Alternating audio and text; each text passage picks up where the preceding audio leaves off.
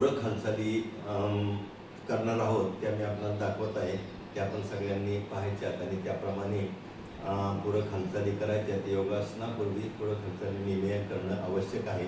ज्यांना काही वैद्यकीय त्रास असेल त्यांनी आपल्या वैद्यांचा सल्ला घेऊन मगच योगासने करावीत असं मी नमूद करतो आणि आपल्या या पूरक हालचालींना सुरुवात करतो. पूरक हालचाल प्रकार 1 साठी पूर्वतयारी म्हणजे पूर्वस्थिती. उजव्या पावलापासून डावा पाऊल 1 ते 1.25 फूट अंतरावरती, म्हणजे आपल्या शरीराचा यामुळे तोल जात नाही. पूरक हालचाल प्रकार 1 ला सावकाश श्वास घेत दोन्ही हात वरती. 1 दंड कानाला चिकटलेले.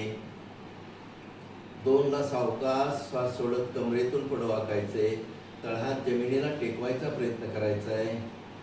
कपाळ गुडघ्याच्या बाजूला नेण्याचा प्रयत्न करायचा आहे. गुडघे वाकवायचे नाही. 2 सावकाश श्वास सोडत कमरेतून वाकायचे. तळहात जमिनीला टेकवायचे.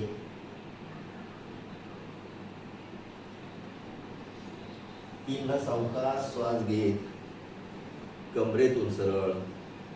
4 ला सावकाश श्वास सोडत कमरेतून पाठीमागं वाकायचे. 4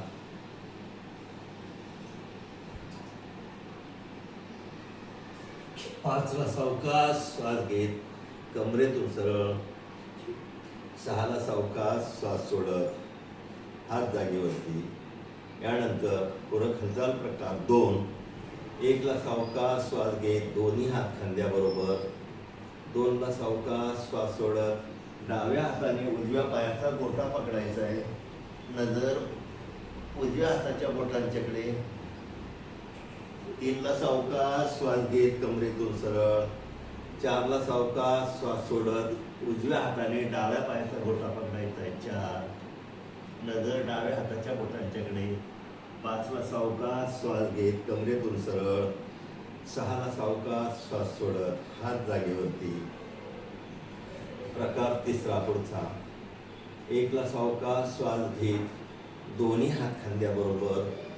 2 ला सावकाश श्वास सोडत डावीकडे वळायचे कमरेतून. 2 3 ला सावकाश श्वास घेत कमरेतून सरळ.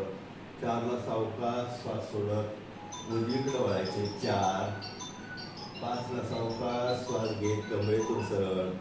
6 ला सावकाश श्वास सोडत हात जागेवरती.